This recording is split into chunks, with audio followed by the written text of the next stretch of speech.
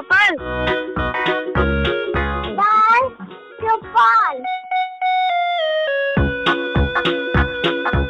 सहकार radio पर ढेर सारी मस्ती और जानकारियाँ।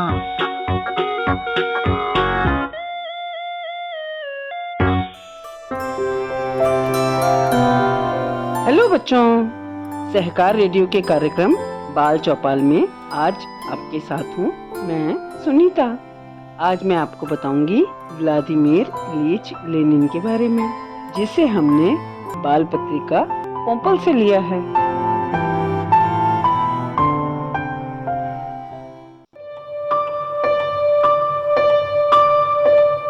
रूस के महान नेता लेनिन को तो सभी लोग जानते हैं और ये भी जानते हैं कि वे रूसी क्रांति के नेता थे। उन्होंने रूस के मेहनत करने वाले लोगों को क्रांति के लिए तैयार किया था और 1917 में वहाँ का समाज पूरी तरह बदल गया था। सबको नौकरी मिली, सरकार की ओर से सबको इलाज मिला और बच्चों की पढ़ाई लिखाई की मुफ्त सुविधा मिली। सबके पास रहने के लिए जगह हो गई। ये एक ऐसी चीज थी जो दुनिया के किसी भी देश में पहले कभी नहीं हुई थी और ये लेनिन ही थे जिन्होंने रूस को ये राह दिखाई। परंतु लोग ये नहीं जानते कि लेनिन बच्चों को कितना प्यार करते थे। इतने काम में व्यस्त रहने के बाद भी वो बच्चों के साथ खेलने के लिए समय निकाल ही लेते थे। उस समय तो वो पूरी तरह बच्चा बन जाते थे। बच्चों ने नए वर्ष के लिए अच्छा सा झाड़ीदार पेड़ चुना और उसे अपने स्कूल में ले आए। पेड़ को रोशन करने के लिए उसमें तार लगाकर बिजली के बल्ब लटका दिए। अगले दिन सब बच्चे एकदम सुबह से व्लादिमीर इलीच लेनिन की प्रतीक्षा करने लगे। उनके आने में समय था, लेकिन वो बार बार अपने स्कूल प्रबंधक से पूछ रहे थे, यदि लेनिन नहीं आए तो, यदि दोबारा बर्फ भरी आंधी शुरू हो गई तो लेनिन आएंगे या नहीं। वहाँ प्रबंधक पेट्रोगार्ड का एक बूढ़ा मजदूर था। वह क्रांति से पहले लेनिन के साथ जुड़ा रहा था, इसलिए हर कोई उसी से पूछ रहा था और वो पूरे आत्मविश्वास के साथ जवाब दे रहा था। उन्होंने कहा है कि वे आएंगे तो वे जरूर आएंगे।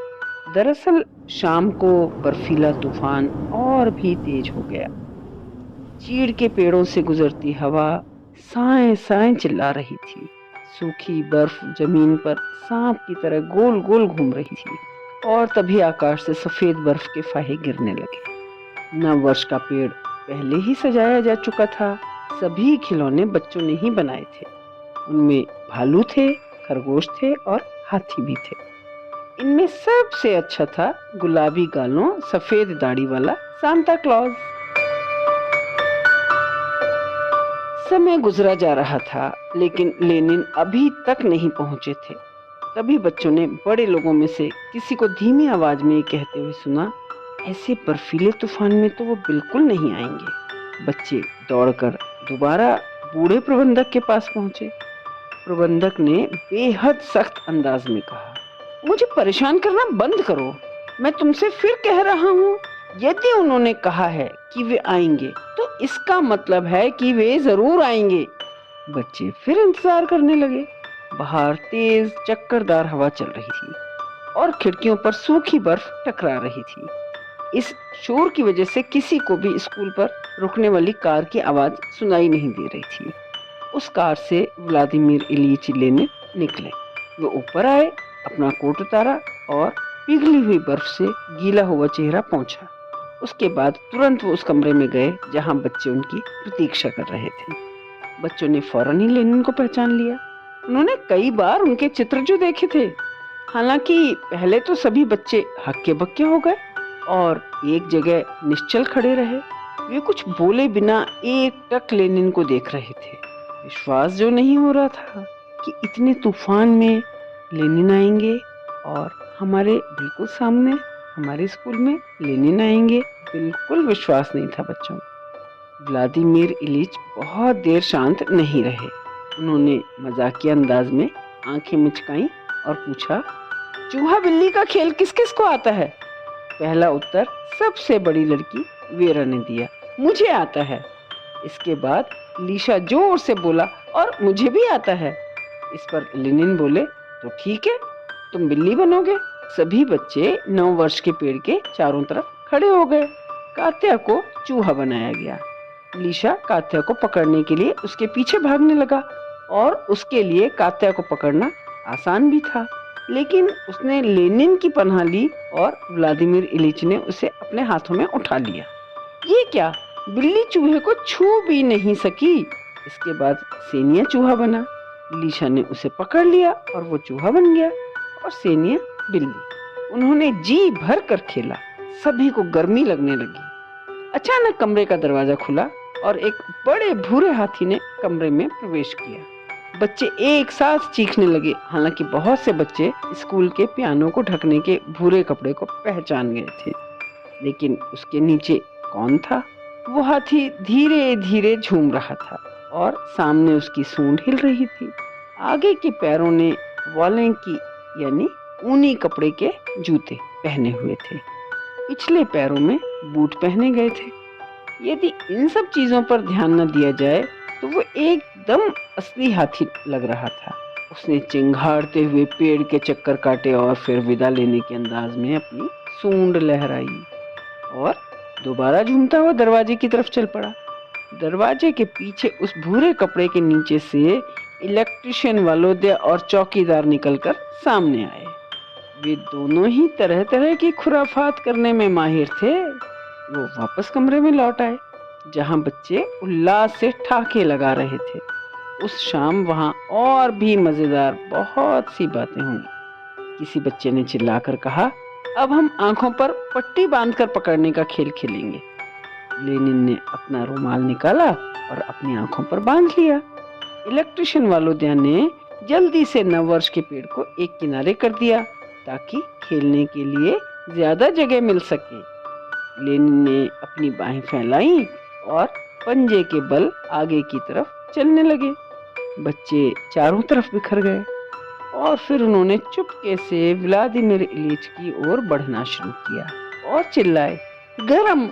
जब व्लादिमीर इलिच बहुत पास आ गए तो बच्चे चिल्लाए, आप जल जाएंगे। जब वो एकदम करीब पहुंच जाते तो बच्चे नीचे झुक जाते और लेनिन उन्हें पकड़ नहीं पाते। वो बच्चों के करीब से गुजर जाते, फिर बच्चे चीख उठते, ठंड, आप जम जाएंगे। लेनिन समझ गए कि बच्चे बेहद चालाक और फुर्तीले थे और वो बहुत सावधानी के साथ खेल रहे थे। ऐसे तो वो उन्हें कभी पकड़ ही नहीं पाएंगे। तब उन्होंने दिखावा किया कि वो आगे की ओर चलेंगे, लेकिन अचानक ही पीछे पलट गए और जो उनके हाथ पहले लगा उसी को पकड़ लिया। खेल के अनुसार बच्चे चिल्ला उठे, हमें बताइए कि ये कौन है। व्लादिमीर इलिच ने उसके बालों को छुआ, उसके माथे और गालों पर उंगलियां फिराई और बोले, सेनिया। सेनिया को दुख था कि वो पकड़ में आ गया, लेकिन उसे इस बात की खुशी भी थी कि लेनिन को उसका नाम याद था। बाद में नन्ही कात्या ने पुष्किन की एक कविता का पाठ किया, लेकिन वो कुछ शब्द भूल गई और रोने लगी। लेनिन ने उसे दिलासा दी तो उसने रोना बंद कर दिया, रुमाल से अपने आंसू पोंछे और कहा, लेनिन, आप हमारे साथ ही रहो, यहाँ से मत जाओ।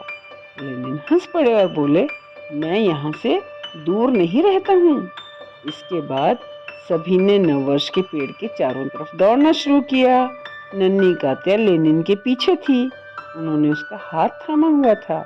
उनके हाथ बहुत बड़े और गर्म थे। ठीक इसी समय नादिज्दा यानी लेनिन की पत्नी और लेनिन की बहन मारिया उपहारों से भरी टोकरी लेकर वहां पहुंची। लेनिन ने ये तोहफे बच्चों के लिए मंगवाए थे। कुछ बच्चों को कार मिली तो कुछ को तुरही और ड्रम मिले। कात्या को एक गुड़िया मिली। लेनिन चुपचाप कमरे से निकल गए, कार में बैठे और चले गए। तो 1919 में मॉस्को के बाहरी इलाके सोकोनलेकी में इस तरह मनाया गया था नए साल का उत्सव।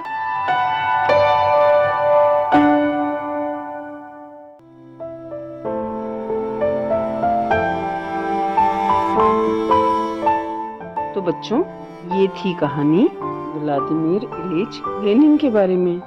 आप सुन रहे थे सहकार रेडियो का कार्यक्रम बाल चौपाल। आपको ये कहानी कैसी लगी कमेंट बॉक्स में लिखकर हमें जरूर बताइएगा। अधिक जानकारी के लिए हमारी वेबसाइट सहकाररेडियो.com देखें। तो आज के लिए बस इतना ही। अगले हफ्ते ऐसे ही किसी और कार्यक्रम के साथ फिर मिलेंगे। तब तक के लिए दीजिए इजाजत मुझे यानी सुनीता को। बाय बच्चों।